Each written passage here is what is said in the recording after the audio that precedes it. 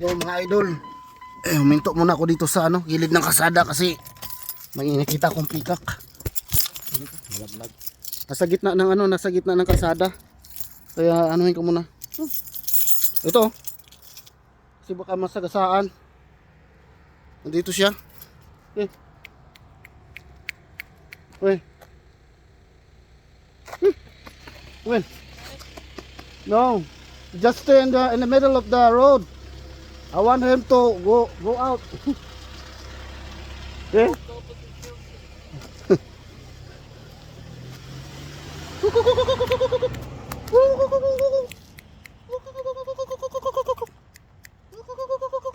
Nasa gitna siya ng kalsada kasi baka maano siya, mabundol siya ng mga kotse.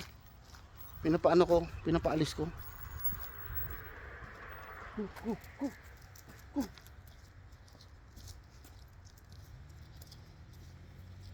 Yan. Napatabi ko kasi pupunta siya dito sa gitna ng kalsada eh. May mga kotse dyan dumadaan. Tulad kanina mga idol. Dito ko na rin siya mabangka kanina eh. Ayan. So mas mainam na pumunta siya doon sa loob ng ito. Iwan ko kung kaninong property yan. Yan. Mas mainam nang doon siya. Yan. Kaysa pagalagala siya dyan sa pagalagala siya dyan sa gitna ng kalsada. Yan. Lalabas na naman siya mga idol. Yan. Lalabas na naman siya.